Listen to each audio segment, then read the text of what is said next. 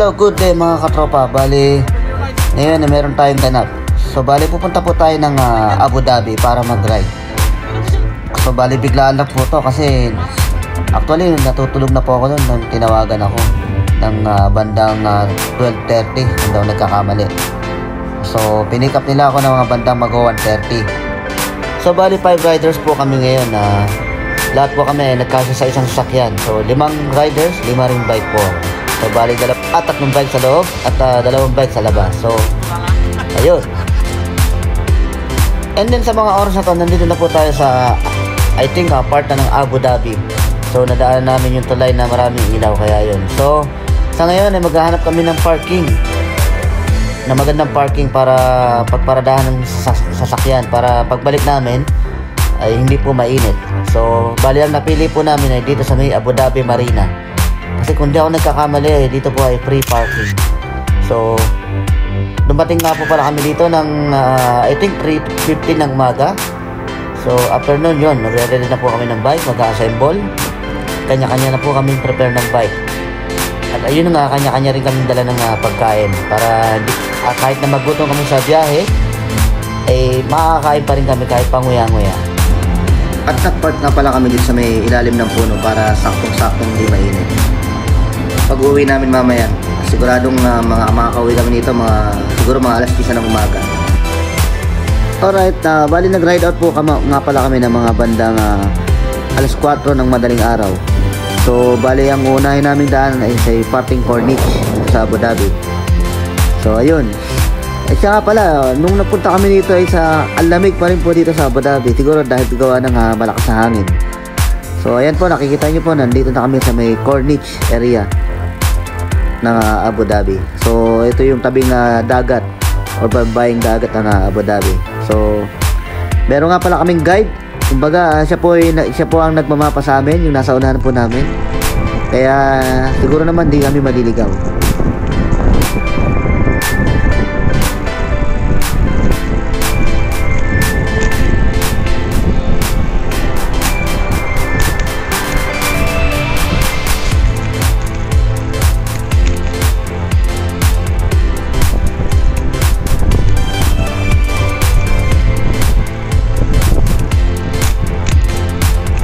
Alright, dito nga pala sa parting to ay medyo madilim. Pero kung nandito ka naman ng personal ay maliwanag. Kaya yun, binuksan ko na rin yung ilaw ko na.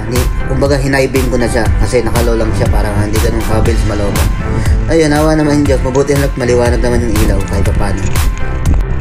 So bali nga pala habang nasa biyahe kami, so ihina ako tsaka yung kasama namin babae. So, ang hirap na maghanap ng CR dito sa Abu Dhabi ng ganitong oras, kaya yun, ang lalayo pa ng mga petrol stations. Pero nakakita naman kami ng isang CR sa may park.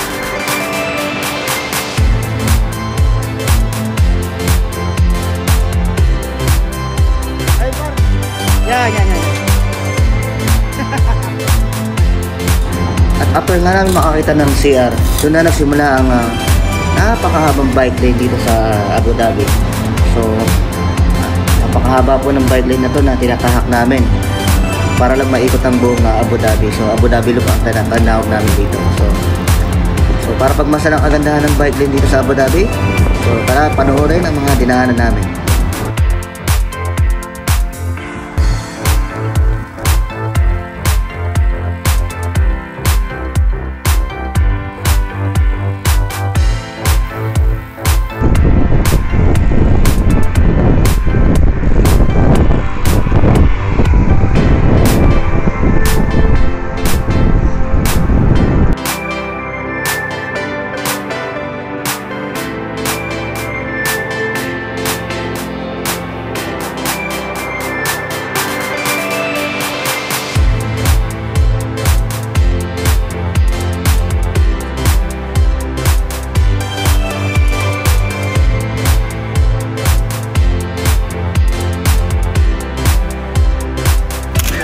Alright, at matapos na ang pag-baybay namin sa mahabang bike lane ng picnic area, ay narating namin ang kakaibang building na to.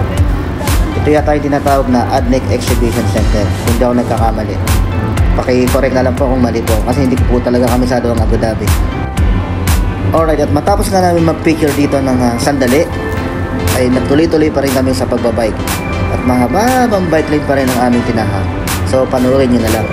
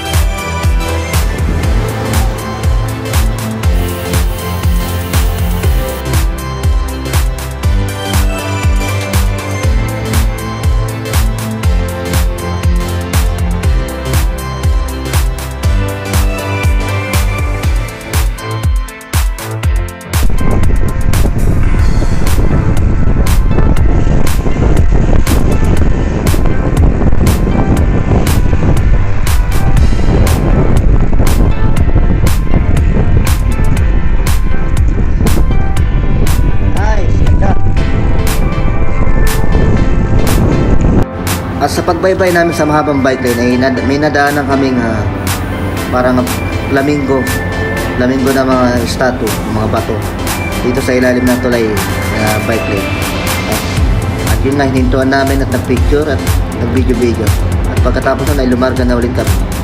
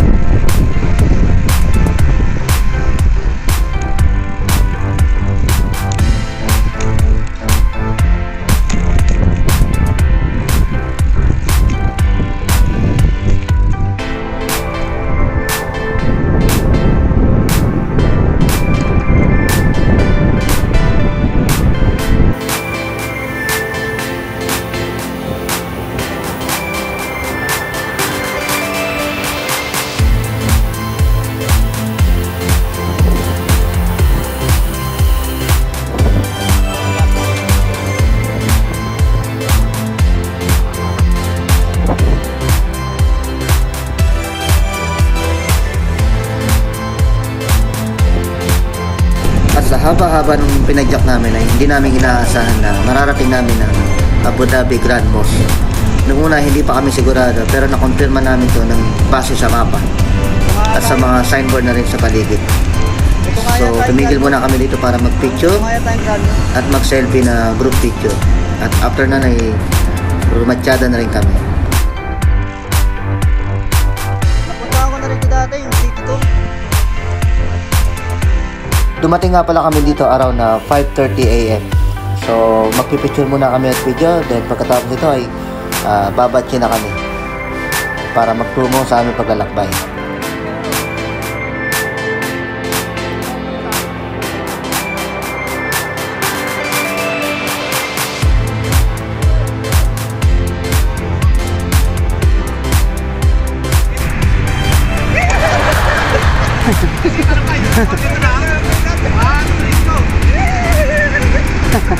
Parada ko lang.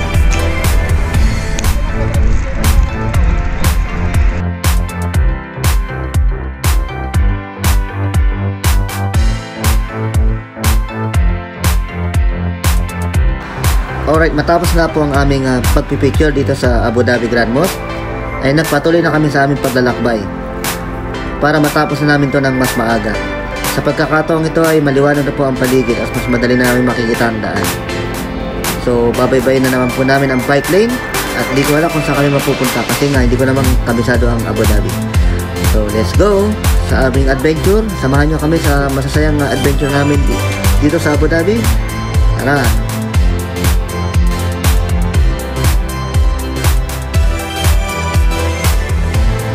Alright, sa mga oras na to, bali nandito kami sa kabilang side ng Abu Dhabi Grand Mosque. So, ang bike lane pala dito ay parang ikot sa paligid ng Abu Dhabi Mosque. So, siguro dadaan kami sa likod na bahagi ng Grand Mosque. Then, papuntong sa kabilang side ng Abu Dhabi.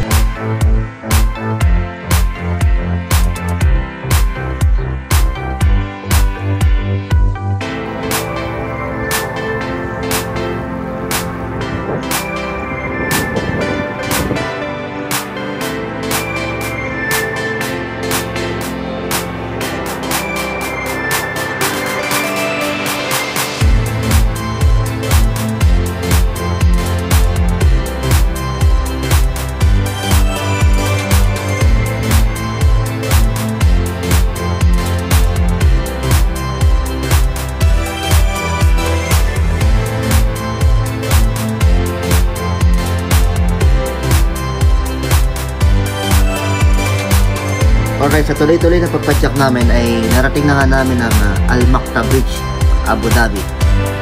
So, huminto na kami dito ng saglit para mag-picture-picture. At pagkatapos ay umalis na rin kagad.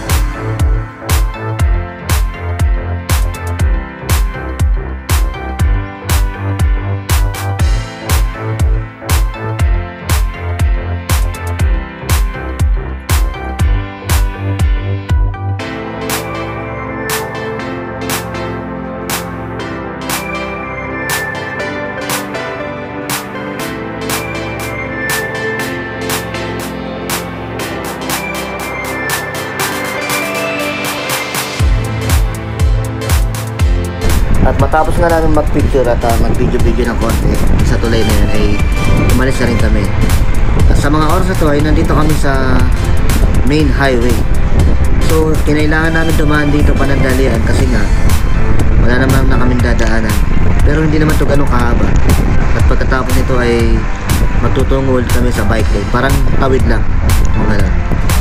At habang binabaybay namin ang highway na to ay napalatan pala ang kasama namin babae sa nasa likuran ko. Ang kagandahan lamang ay tubeless yung kanyang bike, kaya okay lang kahit mabutasan, hindi siya na lumalambot.